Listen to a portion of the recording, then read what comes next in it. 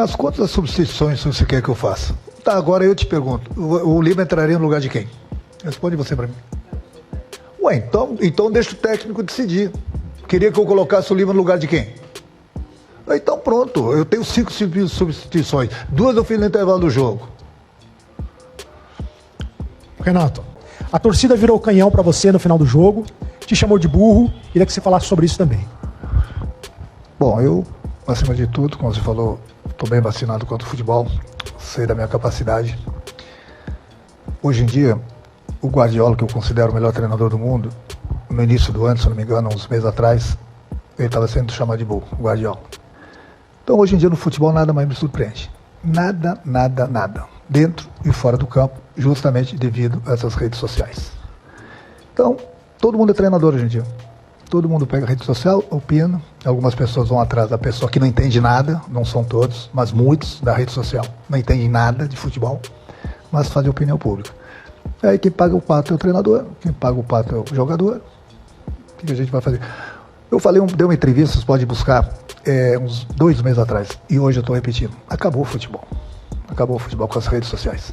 Acabou, tanto para o jogador como para o treinador. Hoje em dia é uma guerra de críticas, ninguém é bom. Quando ganha, tem alguns elogios. Quando perde, ninguém é bom, todo mundo é ruim.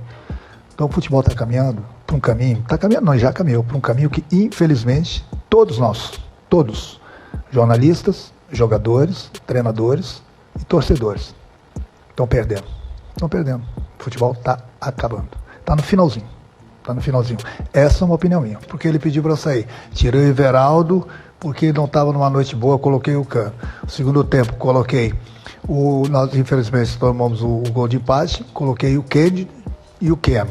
Jogadores o Keno, principalmente, jogador do drible que abre defesa. Depois eu coloquei o Canóbio, que já não aguentava mais, porque jogou na Argentina, jogou em Salvador, como jogou o Hércules, não aguentava mais, coloquei o garoto Riquelme, que é outro garoto do drible. Pensei em colocar o Soteldo. Já o Soteldo está aqui no meio, ninguém gosta do Soteldo. Eu falei para vocês, o futebol acabou. O cara é titular da seleção venezuelana. O cara, por onde passa, é o cara que eu pedi. O único jogador que eu pedi para o Fluminense trazer foi o Soteldo, justamente que é o jogador que abre defesa do adversário, 1 para 1. Ele entrou em 2 jogos, o Fluminense perdeu os 2 jogos, as pessoas estão culpando o Soteldo. Onde que nós vamos parar com o futebol? Onde nós vamos parar com o futebol? Não é aqui, no Fluminense. É em todo lugar. Em todo lugar. Os treinadores não têm mais paciência para essas coisas. Quando esses treinadores mais antigos pararem, aí de repente vocês começam a valorizar bem quem está começando, com novas ideias. E aí vamos ver onde que o futebol vai parar. Volto a repetir. Grave bem essa entrevista que estou dando hoje. E eu já dei há 2 meses atrás. Daqui a pouco vão reprisar minha entrevista. É, bem que o Renato tinha razão. Hoje em dia ninguém é bom. Infelizmente. Bom, se você vai por esse lado aí, com todo respeito à tua pergunta, você pega hoje um Flamengo, um Palmeiras, mais 1 ou 2 clubes aí com dinheiro, e deixa disputarem o campeonato entre eles. Se dinheiro faz a diferença, bota lá. No Mundial que você falou e citou bem, na hora do vamos ver, se viu o que aconteceu também, né? Então você pega um clube que tenha dinheiro, num campeonato longo, ou 2, 3, 4 clubes que têm dinheiro, pode ter certeza que esses 3, 4 clubes vão brigar pelo título. Mas não tenho a menor dúvida. Pode perder um jogo aqui, empatar um jogo lá, perder outro jogo lá, mas no final das contas, são esses clubes que investiram muito que vão disputar o título. Só pode você ver no Campeonato Brasileiro o que acontece todos os anos. Vocês mesmos falam. Começou o Campeonato Brasileiro. Flamengo e Palmeiras são os favoritos para ganhar o título. Por que, eu pergunto? Campeonato longo. Outros campeonatos, mata-mata, tudo pode acontecer. Tudo pode acontecer, como aconteceu hoje. Né? O problema da diferença de dinheiro. Tanto é que hoje nós jogamos bem lá na Argentina, jogamos melhor do que eles hoje aqui, nós perdemos o jogo. Fazer o quê? Eles tiveram 2 oportunidades, fizeram um gol. Nós tivemos algumas oportunidades, fizemos apenas um gol. E eu costumo falar que futebol é bola na rede. Eles fizeram um gol, que importava para eles, e a gente só conseguiu fazer um. E infelizmente nós empatamos e saímos. Thiago, é um dia difícil, né, para vocês, essa eliminação. O Renato Gaúcho entregou o cargo. Como é que vocês receberam esse pedido de demissão do Renato depois dessa eliminação na Copa Sul-Americana? Como é que ele conversou com vocês no vestiário? Não, eu não estou sabendo de nada, estava no doping, acabei de sair do doping direto, então felizmente é difícil para mim falar uma coisa que eu não escutei da boca dele, não vi ainda, fiquei sabendo aqui rapidamente, então é uma coisa que fica difícil para mim falar dessa situação nesse momento. Primeiramente tem que assimilar essa notícia nesse momento. Um momento de derrota, um momento de eliminação para a gente muito duro, muito difícil. Uma Copa que a gente estava com uma grande expectativa. E quando você cria uma grande expectativa, quando você não consegue, isso te traz uma tristeza grande. Infelizmente vem com essa notícia, mas acho que o clube ainda não divulgou, então vou ficar meio que aqui de fora dessa situação, porque como eu estava no doping, como eu falei, é difícil de eu falar alguma coisa que eu não estava ali para poder escutar. E vamos ver o que vai acontecer amanhã. Eu nem deveria estar falando isso para vocês, que vai se manifestar o presidente, mas essas perguntas todas de alguns gênios da internet, que muita gente vai atrás desses gênios, alguns torcedores também. Então, eu acabei, antes de vir para cá, de pedir demissão para o presidente. Então, a partir de agora vai estar um outro cara aqui, eles vão fazer as mesmas perguntas para ele, eu quero ver as respostas que ele vai dar.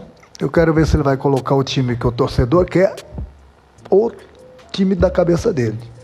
Então, eu sempre procurei fazer o melhor possível pelo clube, em todos os sentidos, em todas as competições. Infelizmente, nós temos hoje numa competição, mas estamos muito bem no Campeonato Brasileiro, estamos muito bem na Copa do Brasil. Se o Fluminense estivesse mal no Brasileiro, eu não estaria saindo. Como o Fluminense está bem, vou sair para descansar minha cabeça e deixar alguns gênios da internet continuar falando sobre futebol, já que entende pra caramba.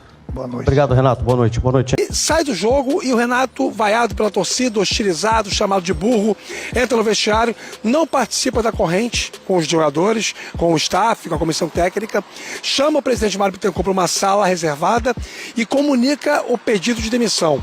E o que ele diz para o Mário Bittencourt, presidente do Fluminense, é a mesma coisa que ele fala em seguida na entrevista coletiva. Foi até, inclusive, surpreendente o Renato ir para a coletiva, porque o Fluminense achava que ele, de cabeça fria, não iria validar esse pedido que ele fez num momento de mais nervosismo, de um momento de mais densidade.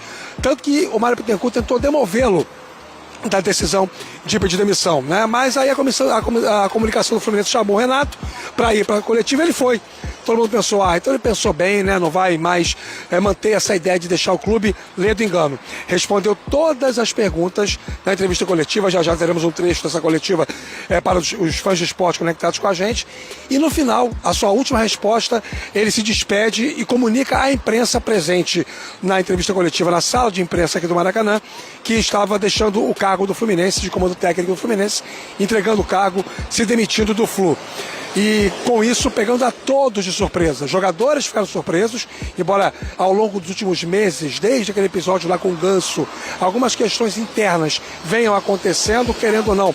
O Fluminense estava conseguindo manter tudo isso em economia interna, não era nada que resultasse no desempenho, impactasse no resultado da equipe dentro de campo. Efetivamente isso era o consenso no clube, eram coisas passíveis de serem administradas no dia a dia.